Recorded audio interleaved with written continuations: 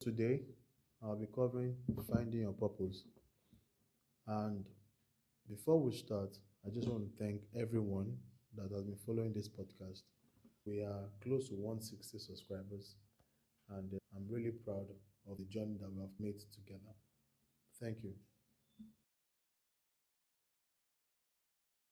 This series is focused on how to become a serial winner, and I have been discussing different topics. And today, it's all about purpose. So, what is purpose? The purpose in life is a central guiding force that gives existence meaning, direction, and fulfillment. It is the reason you get up in the morning, and it can be found in a variety of areas, such as through relationships, meaningful work, spirituality, personal growth, or contributing to a cause. While purpose provides a sense of direction, it is not a fixed destination and can change and evolve over time as your priorities shift.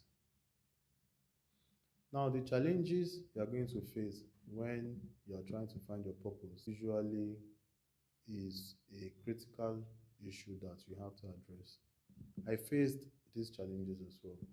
One of the first challenges you face is fear of making the wrong choice.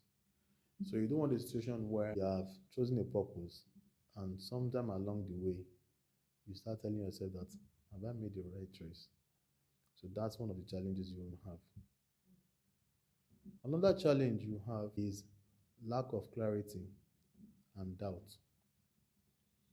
So there is a possibility that a lot of things will be coming to mind and you'll be thinking to yourself that what am I supposed to be doing? And at different phases in life, there's a tendency that you may want to compare yourself with others. And a lot of us usually assume other people's vision, which even creates more confusion for us.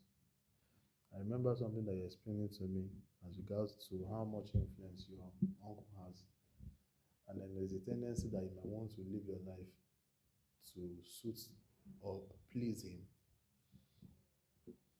Another challenge you face is negative self-talk.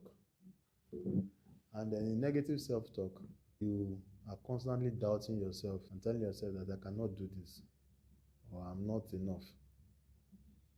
And that also can create an obstruction for you to have clarity as regards to the vision of purpose that you should have. Then procrastination, where you tend to push things that are important, tend to push them aside and you say, oh, I will do them later. I'll do them later.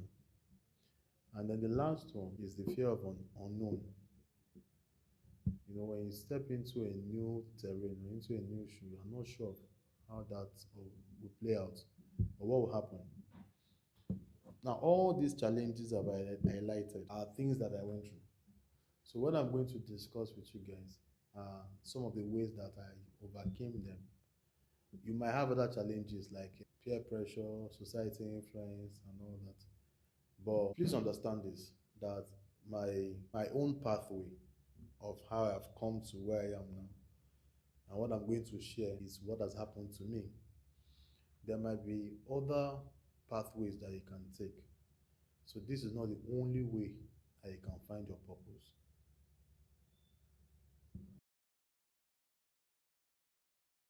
Now, for me to be connected to any of the purpose that I have in my life right now, I usually start with three questions. The first question says, who am I now?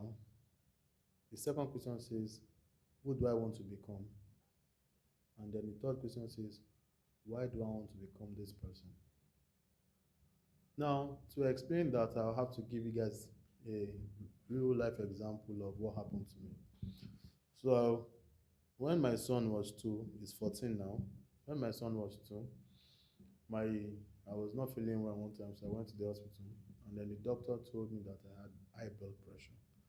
But then the doctor explained that my BP was so high that I was close to having a stroke. And then he said to me that, Deola, if you don't change your lifestyle, you're not going to live to see your son's 10th birthday. Now, that was very emotional for me. So the question, who am I now, at that time was answered in a with a brutal honesty. I was obese. I was, I was going to die young.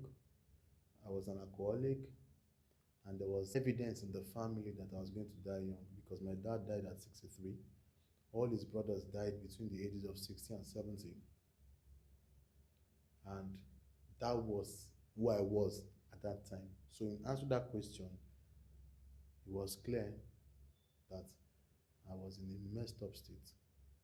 So, that was who am I now, which is obese, alcoholic, terrible lifestyle, eating unhealthy.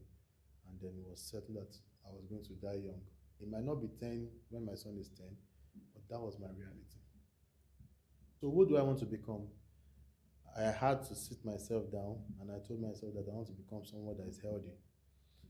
I also told myself that something else can kill me, but not high blood pressure. I also told myself that I do not want to die young and I do not want to die the way my dad died from IBP. And that was who I was clear cut that I wanted to become.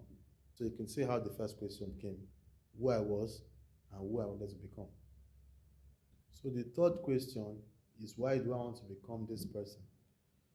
And the reason is evident, that I want to grow old so that I can become a support system for my kids. Secondly, I don't want to become a liability to my wife, where I would have suffered a stroke and then she will be taking care of me, and then the quality of our marriage will be tied to the fact that she has a husband that has suffered a stroke. So if you ask me, why do I work out? So how did I connect to the purpose of working out?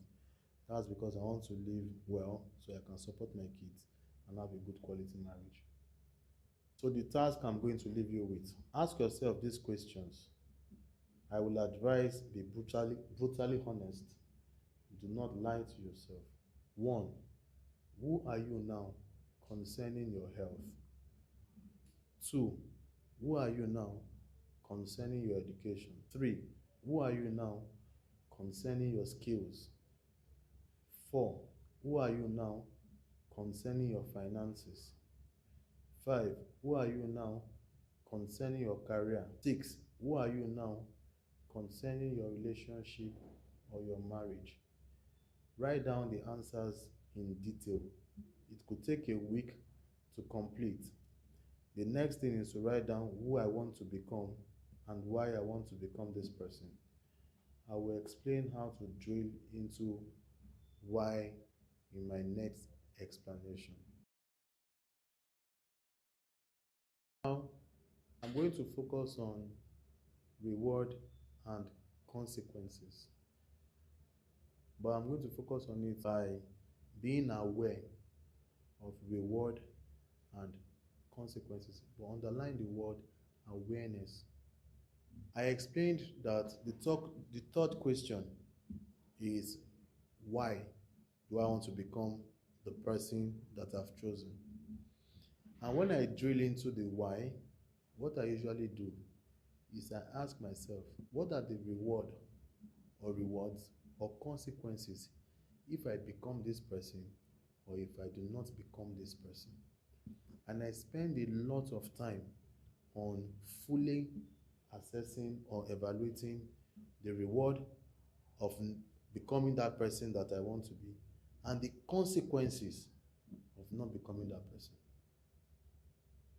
Now, writing down the reward and consequences creates awareness, and that's something that most of us do not like to confront.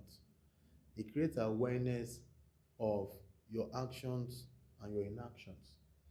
Now, when you write it down and you can see them clearly, that if I do not take action, this is the consequence of it, that can serve as a source of fuel to drive you to make a move.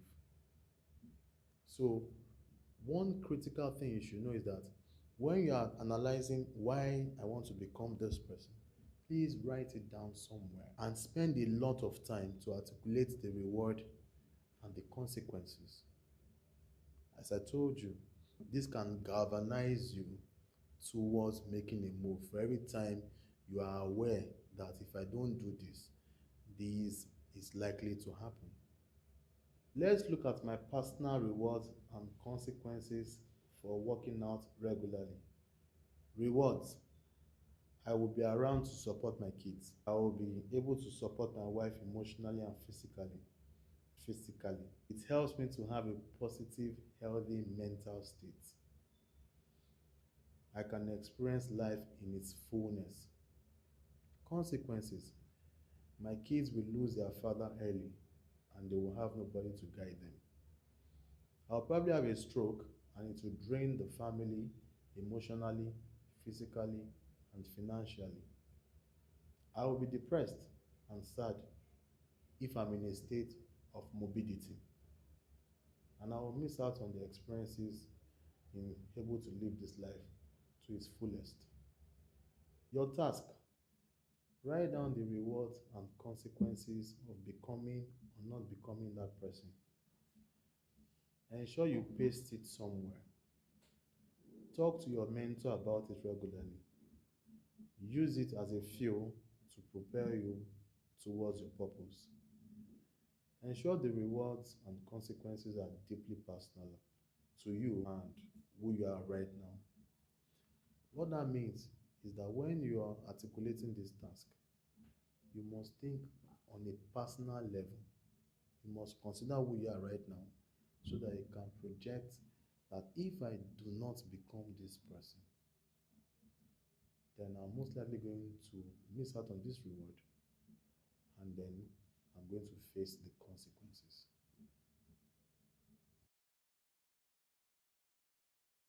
Now, I'm going to have to explain a concept called toxic fuel.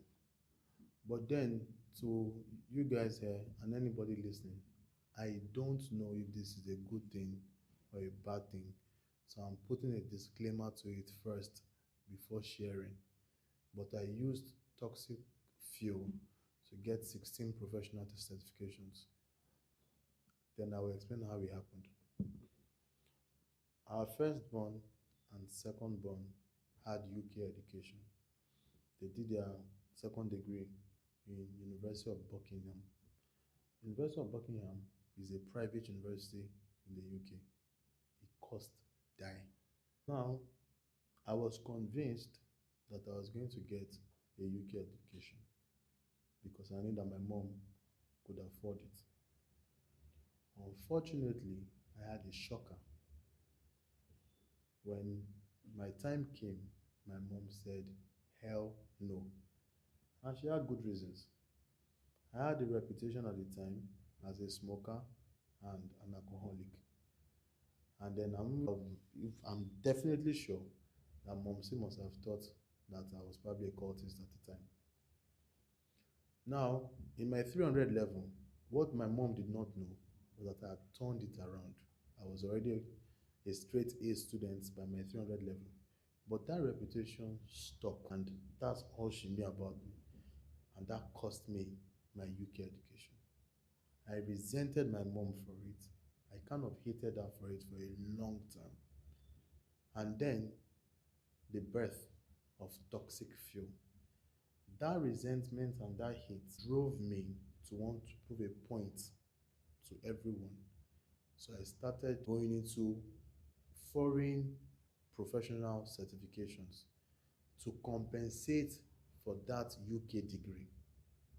He helped the business and he helped me a whole lot. But I know clearly that what drove me at that time was toxic fuel.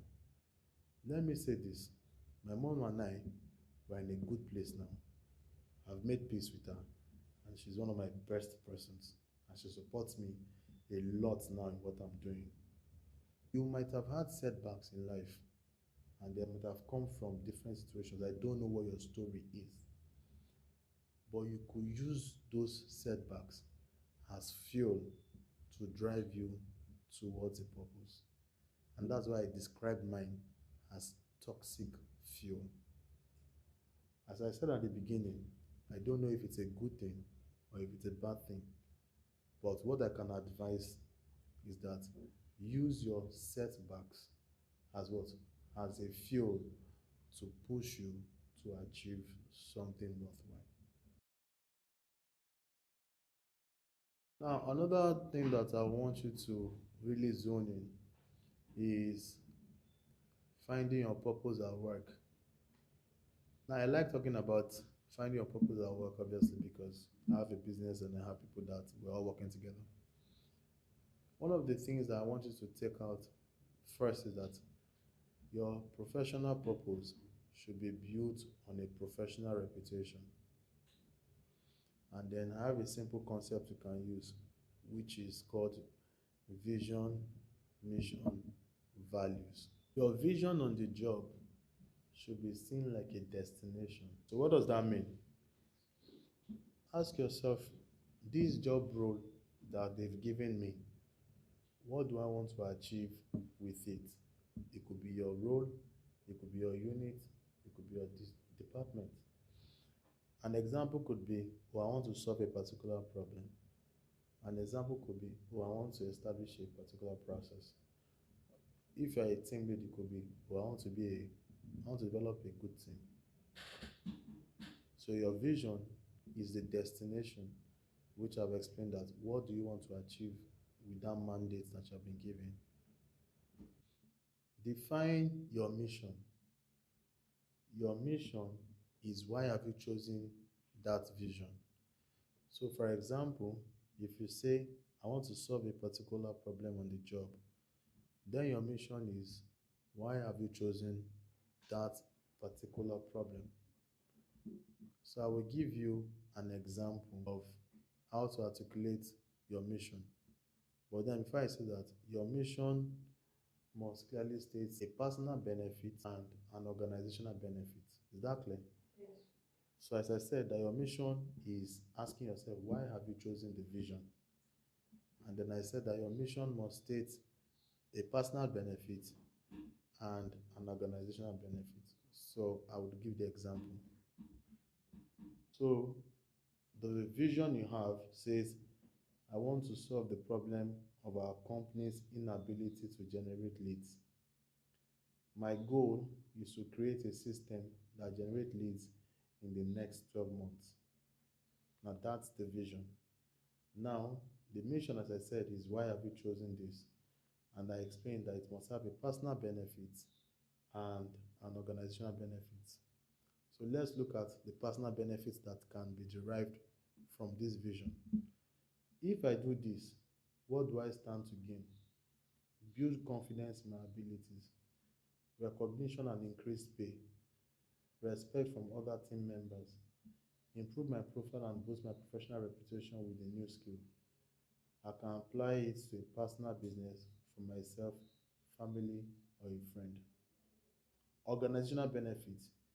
If I do this, what does the organization stand to gain? 1. Increase the organization's revenue. 2. Help others in my unit to achieve results. Now, to arrive at the vision that you have envisioned, you must embody certain values. These values are guiding principles that you use in your day-to-day. So you could say that 1, I want to be professional. I want to be friendly. I want to be dedicated. I want to approach things ethically.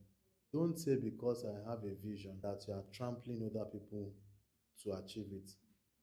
Always ensure that you have good value system to achieve your vision. So your task, write down the vision for your work.